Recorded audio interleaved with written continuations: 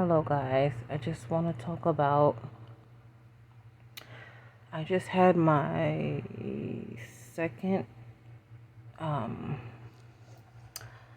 therapy session talking about grief. Um, as I might have mentioned in another video, someone very close to me has passed away. And when you're dealing with grief, my God, so many thoughts come to your mind and so many thoughts come to your head. It's almost like your mind, your body, and your soul has to go through a withdrawal of not having this person in your life in the same capacity that you always did. What I mean by that is that I believe in the spiritual side of a person. I don't believe anybody just vanishes and goes away. They may not be with you in the physical, but I believe that they're always with you. And I believe that God always shows you signs, butterflies, just beautiful people that even come across your path and have such kind words to give you and to help you along your journey. But I wanted to talk about something that happened to me personally. Well, I'm not gonna say that happens to me. It happens to everyone. When you lose someone that you love, and you're grieving, there is a like shoulda, woulda, coulda phase that you go through, especially if it's someone very close. Maybe I should have did this, should have did that, shouldn't have said this, could have done this, could have did this better. If I would have got there sooner, if I would have went and visited more, if I would have, you know.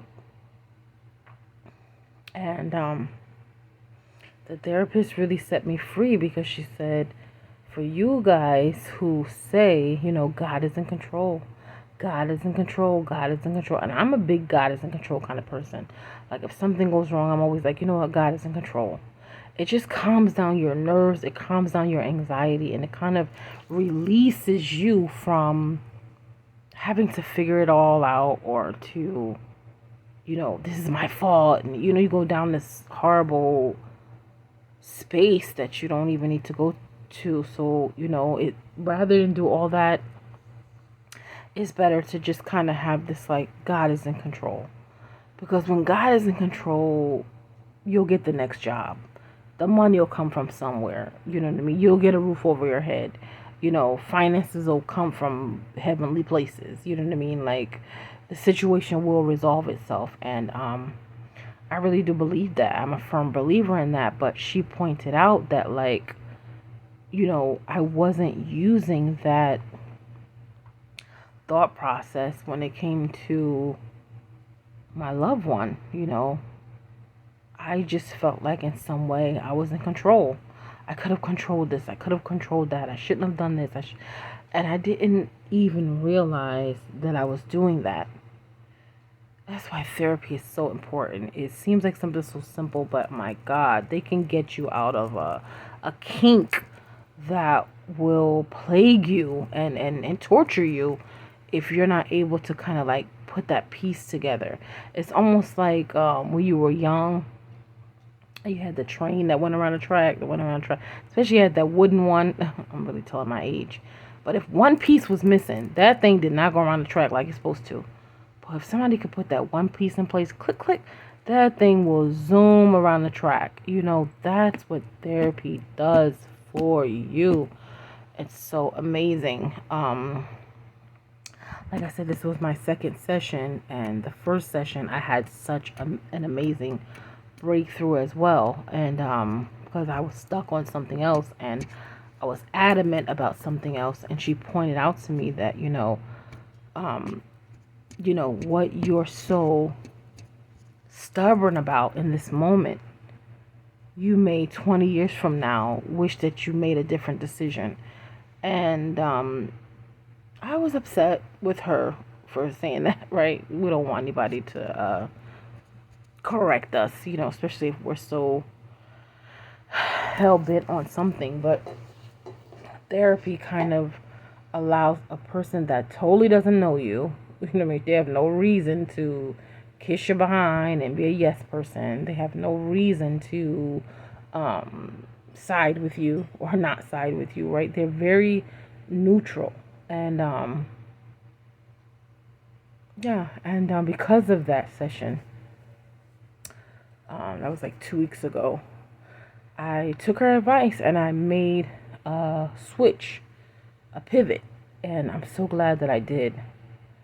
And I'm so glad that I listened. But I think it was also that I just needed some support. Sometimes, and I almost want to cry, sometimes you need support. And the support may not come from who you think that it's going to come from. It may not come from who you want it to come from. But God knows, and He's in control, and He will send you someone, probably so not even expecting it. He'll send you someone who can really give you that support that you really, really deserve and need. So yeah, I made the switch, and I switched out what she told me to do 2 weeks ago, and it is life changing.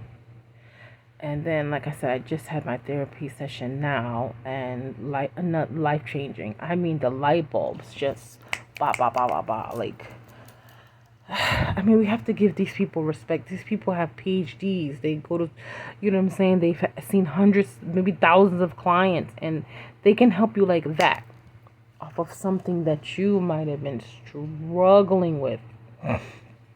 Life coaches too, for anybody who wants to get a life coach. Oh my gosh, they are freaking amazing.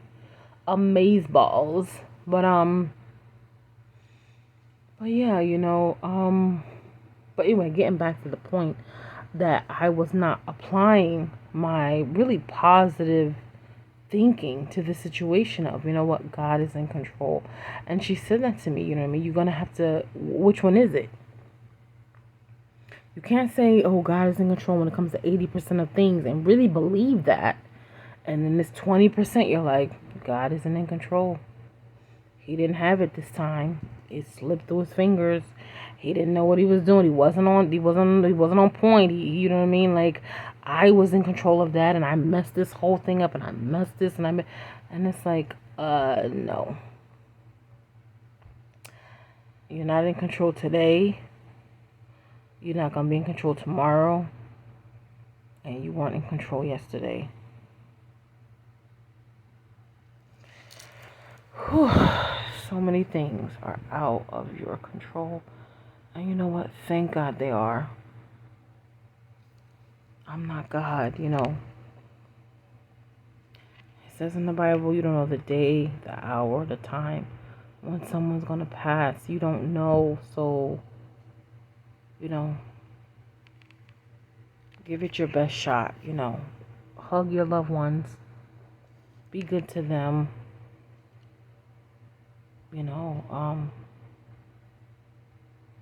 Be kind. Spend time. Make sacrifices. That's what I learned. Make sacrifices. Everything's not going to be easy. You gotta drive a little further. Drive. They're going to stay on the phone an hour long. Do that once a month. They're going to spend money. Put some money aside. Just make the sacrifices, because there's going to be a day when that person is going to transition. And even if you don't want to have regrets, you might still have them. So try to have less,